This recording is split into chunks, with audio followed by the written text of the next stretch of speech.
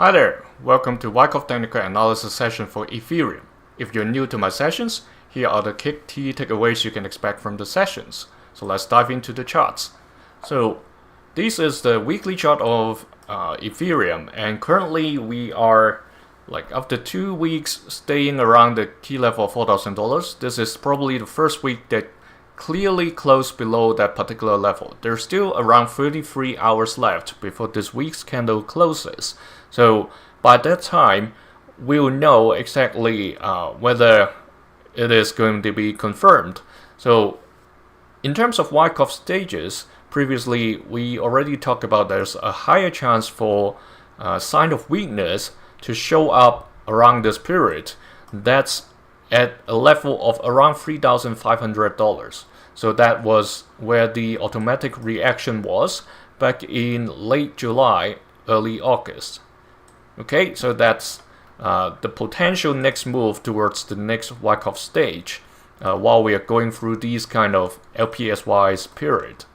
So if I change it to a line chart, you'll see those little peaks that's going on. Alright, so if we look at candlesticks, you may not see it, but if you see red, white, red, meaning that's a peak over there. The other one over here. Okay, it looks flat when you look at the candles, but if you turn it to a line chart, you can clearly see those lower and lower highs in a lot of people say lower lows, lower low, lower highs. All right, then again, lower chance but still possible for a second test, but as of this moment, since it has a high tendency to close below the 4,000 key level, I'll adjust this possibility a little because the downside potential is getting higher. So that's the Wyckoff big picture. Before getting to the daily chart, just to take a look at the Bollinger Band and Keltner squeeze. If you're new to this indicator shows us after a squeeze, if you see the shades at the back, for me, I look at it more wide, in a wider sense, when the purple lines and the orange lines are close enough, even if they are not exactly even if the purple aren't exactly fully inside the orange in this case. Let me enlarge this because a lot of members are watching on a mobile device. So here, if this is what the indicator tells us, those shades at the back, I'll consider the squeeze started 3 to 4 weeks, or even in this case 7 weeks earlier, back in late May instead of mid-July. And then eventually when the squeeze finishes, the force or the pressure built up get released, that we have bigger price swings.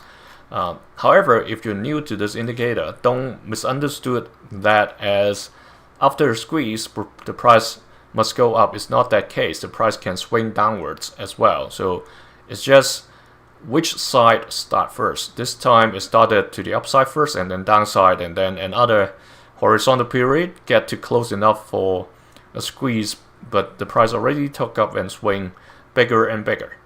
So this time, if we look at the purple lines, why I was explaining all that is because the purple lines are getting together to reach the orange. So that's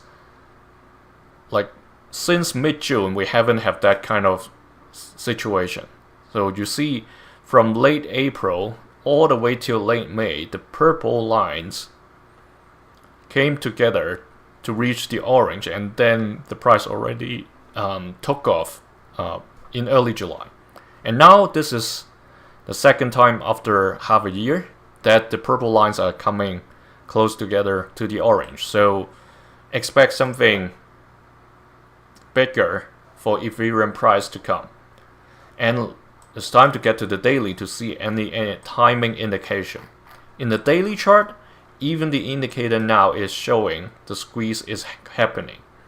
Okay, so that's going to happen pretty soon, the bigger price swing. Last sessions we talked about potential breakout, and indeed it happened on October 26th. So it's time to adjust these two white lines because these has passed, and based on the latest price actions, the sign of weaknesses are blocking the wick, so let's move them a bit. And this time, if this is really like horizontal, it means it's going to get to a more sideways potential, but it is not as simple as it is, because I want to take a look at what's going on right there. If this is really a downtrend being developed, and the price continues to stay below this yellow line, so the next 3 days will be key, because the price currently tries to go above this yellow resistance line set by the sign of weakness back in September, end of September. Okay, and if it doesn't goes above like what it did on the 24th, just a week ago, and trade downwards into this narrow triangle, it's getting into another decision point around middle of the week, about Tuesday or Wednesday. Either way, like I explained in previous sessions, if it goes up or if it comes down, it doesn't matter much breaking outside of this wedge, because you see those light blue lines, right? Basically, the price is still trading within the downward channel. Okay, so however, the key part is, if it breaks to the downside, it's going to challenge the bottom of the downward channel, as well as this blue key level at around $3,540. Okay, 3,540. That's the blue key level. So there's a double support over there. One is the bottom of the downward channel, the other is the blue key level. When that happens, and well, hopefully it stays above that. Those dual support provides sufficient strength for the price to bounce back to challenge at least this yellow dashed line, and eventually the purple key level.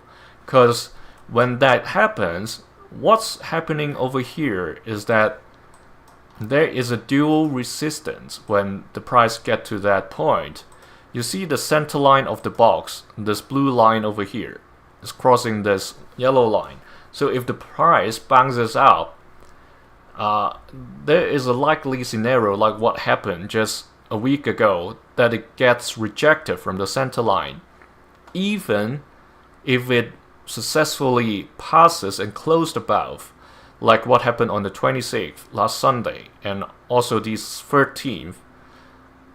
It went above, closed above, but then immediately the next day or the day after, the price went below the center line again. So the tendency recently, at least for the past 2 to 3 weeks, the price has been trading at the lower half of this downward channel. If no particular good news come out to support the price of Bitcoin, that's the likely scenario where the price is going to continue to trade within that particular area. So what I'm talking about is this. Okay, not Bitcoin, sorry, Ethereum. I was talking about Bitcoin earlier in the other session. So it's the same thing. Basically, if there are no good news coming out, whatever altcoin it is, maybe even Ethereum, it's still going to be suppressed and trade at the lower half of this downward channel. And eventually, if it breaks below the blue key level, we talked about this sign of weakness over here, that's after the upthrust of the distribution. That is where the SOW for this particular scenario is in the daily. So that's the level at around 3,400. Okay, so this line is another intermediate support between those blue levels. assuming this downward trend isn't broken. So that's where Ethereum is heading to. So this breakout period in the next 3 to 4 days is pretty important. So when we get deeper into November, it's going to get more and more interesting, because even when the price trades sideways, if it breaks the blue key level and we move further into December and the price continues to trade within this lower half of the channel, you see where the trend is going to, right? It's going to keep testing lower key levels. Obviously, the bulls doesn't want to see this, right? So it better stay above this 3540. Otherwise, this trend, as long as the price doesn't break outside of the ceiling, it's going to continue for quite a while. The fortunate thing is that this is more gradual than the uptrend. You see the slope of the uptrend versus the slope of this downtrend. It's I'll say pretty mild, but then look at what happened over here. It was almost the same thing. It went up very quickly during the end of 2024, somewhere between November to December, and then there was a gradual phase all the way into February, and then it comes a steep phase after that. So 2 months, about 2 months of gradual decline, and then another month of very steep decline. Okay, all the way to the spring in April this year. This time we've got this climb, a gradual decline. Hopefully we are not going to see a steep decline next. If that's the case, it's going to repeat what happened late last year, beginning of this year. Alright, so these key dates in November and December is going to tell us, are we going through something similar? So that's Ethereum for now. Even though it's slowly declining, it doesn't mean that the downside risk is getting lower. So trade safe. Remember this friend over here. See you in the next session.